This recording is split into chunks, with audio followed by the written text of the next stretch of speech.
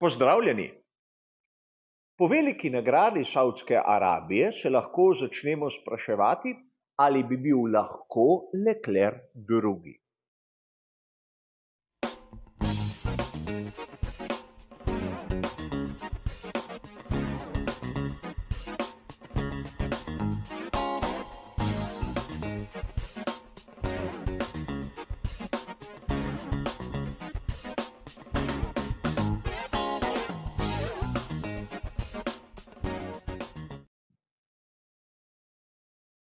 Pred natanko tednom, dan za veliko nagrado Bahreina, smo se skupaj spraševali, ali bi bil lahko Carlos Sainz mlajši drugi.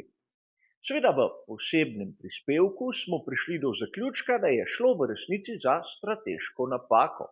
Ukolikor vas zanima bolj podrobno, je bližnjica do omenjenega prispevka tam zgoraj. A danes se bomo nekaj podobnega spraševali o Charlesu Leclercu na veliki nagradi Savdske Arabije. Je tudi on imel realno možnost biti drugi, ali pa je bil Ferrari SF pomišljaj 24 enostavno preveč počasen? Seveda primerjava med tistim, kar se je zgodilo na prvi in drugi dirki, je seveda možna. Namreč v obeh primerih sta bila voznika Ferrarija mesto pred Serhiom Perezem na štartnem razporedu. Na prvi dirki je bil Sainz lepo četrti, Perez peti. Tokrat vrsto spredaj je Leclerc drugi in Perez tretji. A pravzaprav podobnosti se zaključijo tu. Če smo pred tednom govorili o strateški napaki, da je Sainz vztrajal preveč krogov na progi, bomo tokrat lahko videli, da strategija Pereza in Leclerca je bila identična. Oba sta se ustavila v istem krogu skupaj. In tu lahko vidimo že prvo točko, kjer se je razlika med njima nekako začela nabirati. Ostanek Charlesa Leclerca je bil iz varnostnih razlogov sekundo in 2 desetinki daljši od tistega, kar smo videli pri Perezu. Namreč na pit laneu je bila gneča in pri Ferrariju so voznika zadržali. Nekaj, kar niso storili pri Red Bullu. In zato je bil Perez kaznovan s pribitkom 5 sekund. A ta razlika sekunde in 2 desetink ni ne bistvena, še manj pa kritična. Namreč, kot bomo videli v nadaljevanju, je bil glavni generator celotnega zaostanka nekje drugje. Jasno je, da po tistem prvem izjemno zgodnjem postanku so vozniki, ki so imeli drugačno strategijo, prišli naprej na samem trenutnem razporedu. In govorimo v tem primeru predvsem o Lewisu Hamiltonu in Landu Norrisu. Namreč v 8. krogu, ko sta se Leclerc in Perez vrnila, sta bila tako za Hamiltonom kot za Norrisem. Treba je pripomniti, da takrat je bil še varnostni avtomobil na progi in potrebno je bilo počakati še nekaj krogov, da se je dirka ponovno začela na polno. In tu bi lahko dejali, da pravzaprav z Lewisom Hamiltonom ne en in ne drugi ni imel večjih težav. Perez ga je prehitel v 12. krogu in Leclerc je prišel mimo v 14. krogu. Torej lahko bi dejali, da dokaj enostavno in dokaj hitro. Nato je prišel na vrsto Lando Norris. In tu je treba poudariti, da Perez se je mimo njega prebil dokaj zlahka v 17. krogu.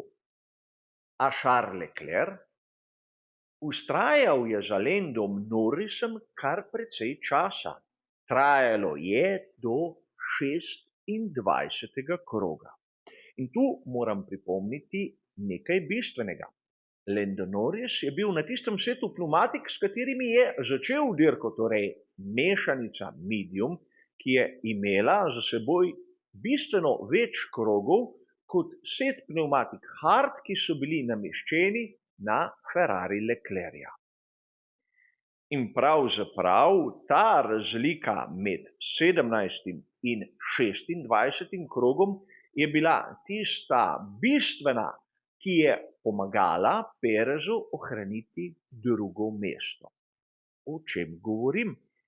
Če pogledamo zaostanek med Perezom in Leclercem, naprimer v 15. krogu, ko sta oba voznika prišla mimo Lewisa Hamiltona, bomo videli, da je ta zaokroženo znašal 2,4 sekunde.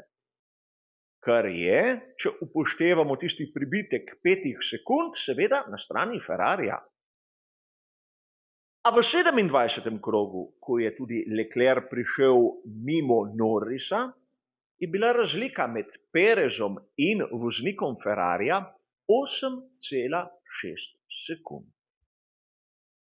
In to je že ogromna razlika in marsikdo si bo mislil, saj je Red Bull toliko hitrejši, Perez je lahko imel bistveno boljši ritem. Bodimo realni, poglejmo, kolikšen je bil zaostanek, kolikšna je bila razlika na koncu same dirke. Če pogledamo 50. krog, zaokroženo, poenostavljeno, med Leclercem in Perezom na drugem mestu 10 sekund. Če odštejemo tistih 5 sekund pribitka, pridemo na 5 sekund. In če sedaj pogledamo 27. krog in 15. krog, vidimo, da pravzaprav v tistem obdobju, ko je bil Leclerc za Norrisom, je pridelal 6,2 sekundi zaostanka. In verjetno v nekem idealnem svetu, ukolikor bi Norrisa prehitel prej, na koncu bi bil izjemno blizu drugemu mestu. Sedaj, meni ni dano vedeti, zakaj Leclerc ni bil sposoben tako hitro prehiteti Landa Norrisa. Je bila zadeva vozniška ali tehnična? Kje je bila tista glavna napaka, da je voznik McLarena z na papirju slabšo pneumatiko s tako lahkoto zadrževal za seboj voznika Ferrarija? Marsikdo bi lahko dejal, da Lando Norris je bil počasen, ampak z njegovo končno hitrostjo bi se lahko branil. Kar je v bistvu malce za lase privlečeno, namreč prvič. Charles Leclerc je imel pomoč sistema DRS in drugič, po znanih podatkih, McLaren ne slovi kot bolid, ki bi imel izjemno visoke končne hitrosti. Ampak to so domneve, to so govorice, poglejmo si podatke. Seveda na razpolago imamo tiste podatke, ki so uradni in ki nam kažejo najvišje dosežene končne hitrosti. In seveda, kot običajno, se merijo na 4 mestih v celotnem krogu.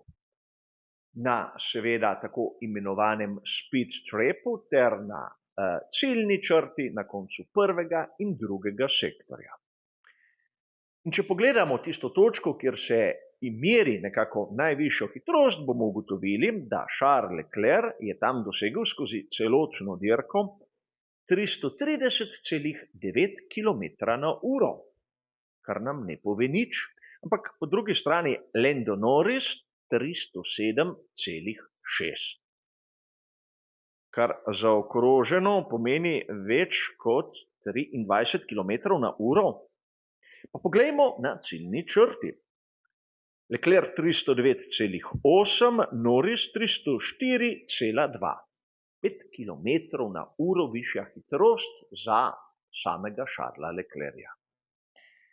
Moram priznati, da kar se tiče črte na koncu prvega sektorja, je bil Lando Norris hitrejši. Namreč Norris je dosegel 292 km/h, medtem ko Leclerc 291,4. Razlika med njima 0,6 km/h v smeri Landa Norrisa. Dobro vemo, da to v bistvu ne pomeni nobene bistvene prednosti. Ampak ostala nam je še ena meritev.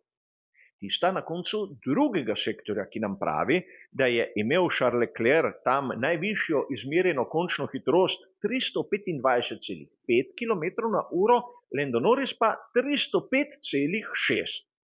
Zopet govorimo, da razlika med obema je bila skorajda 20 km/h. In sedaj s temi podatki sam ne verjamem, da Charles Leclerc ni bil sposoben prehiteti Landa Norrisa zaradi nekih tehničnih specifikacij njegovega Ferrarija. Namreč v trenutku, ko se ga je rešil pa do konca dirke, skorajda polovico razdalje je privozil v primerljivem ritmu s samim Serhijem Perezom. Namreč pridelal je v zadnji polovici dirke približno sekundo in 4 desetinke zaostanka. In to je zanemarljivo. Namreč znano je, da zaradi pribitka 5 sekund mu ne bi bilo treba fizično prehiteti voznika Red Bulla. Dovolj bi bilo, da na ciljni črti bi bil z zaostankom nižjim kot 5 sekund. A videli smo, da pravzaprav, ker je preveč časa bil ukleščen za Landom Norrisom, da je na koncu njegov zaostanek bil prevelik. Če ne drugega smo sedaj videli, zakaj je na uličnih dirkah tako pomembno imeti čim manj postankov. Z vsakim postankom se seveda zviša možnost, da se bo na progo voznik vrnil za nekom, ki je presneto počasen. In če se ga ne prehiti v čim krajšem možnem času, je rezultat pravzaprav tisti, ki smo ga videli na veliki nagradi Savdske Arabije. Po mojem osebnem mnenju je bila tu lepa priložnost, da bi Ferrari lahko prišel na drugo mesto, ampak ker je Leclerc obtičal za Norrisem, so tudi te možnosti splavale po vodi. A kot običajno gre za moje videnje tistih podatkov, ki so nam navdušencem na voljo. Vseeno pa hvala za vašo pozornost in nasvidenje.